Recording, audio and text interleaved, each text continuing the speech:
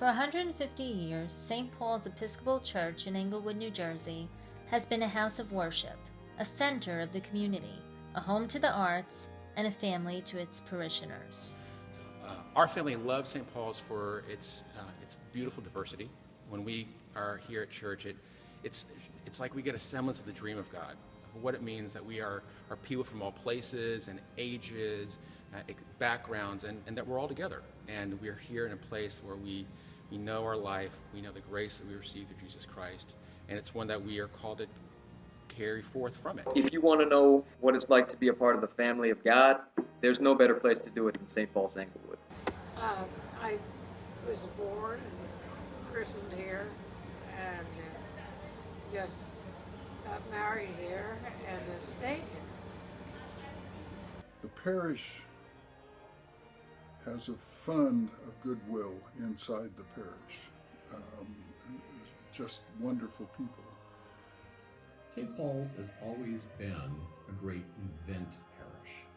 Easter Day, Christmas Eve, Harvest Moon dinner dance, these are all great events, and the parish always shined, and the welcome mat was rolled out for everyone on those special days. The word for the character of the parish that comes to my mind, the single word, is that this is a gracious community. Yes, the parish was gracious in the sense of being courteous, kind, and pleasant. But more than that, it is a community that is gracious in the sense that it has revealed divine grace as its greater mission. It is such a warm place, and everybody, they're so inviting. It wasn't like they pounced on me right away, just can you do this, can you do that? They just let me be. And I came in and I sat in that one corner that I still sit in, and I just really felt the spirit here. And when I was finally introduced, the person who introduced me said, "We invite one of our own." And I said, "Jesus, when did I become one of St. Paul's own?" When you go to a place, the way you are received determines whether you want to stay or you want to just get the hell out of here. But then I didn't get the hell out of here, I stayed. And I don't know how long it is, maybe 40 years I've been a member of St. Paul's Church. I've seen the gifts that some of you here have to offer, in just 3 years of being here, 3 years of fellowship with you all.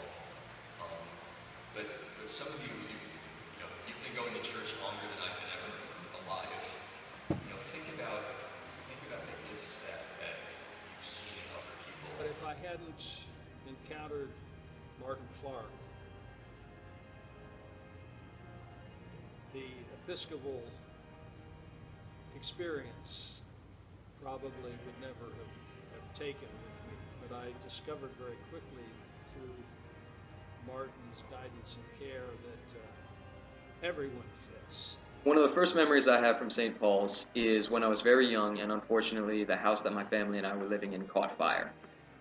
Thank God nobody was hurt, but for some time after the fire we could not live in our house. And when we didn't have a place to live, we came to live in the church. But what I remember the most is the kindness and the generosity and the giving that all of you and members of the church community who are no longer here showed to us. We rented out the sexton's apartment. We actually lived in the church for about 3 months. Members of the church community came over and sat with us and prayed with us and made gumbo. They drove me and Joe to our various events while my parents had to deal with insurance companies and all sorts of other fun things like that. And I think St. Paul's took us in not because they thought we were good people or bad people, or because they liked us or didn't like us, but because they didn't look at us and just see a bunch of unlucky people. They saw their family. They said, these are our brothers, these are our sisters, and they need our help now. And I always felt that kind of family love whenever I was at St. Paul's. I felt like whenever I came to church, I was somebody's brother. And I think every parishioner at St. Paul's understands that anyone who walks through that door is their brother. Anyone who walks through that door is their sister.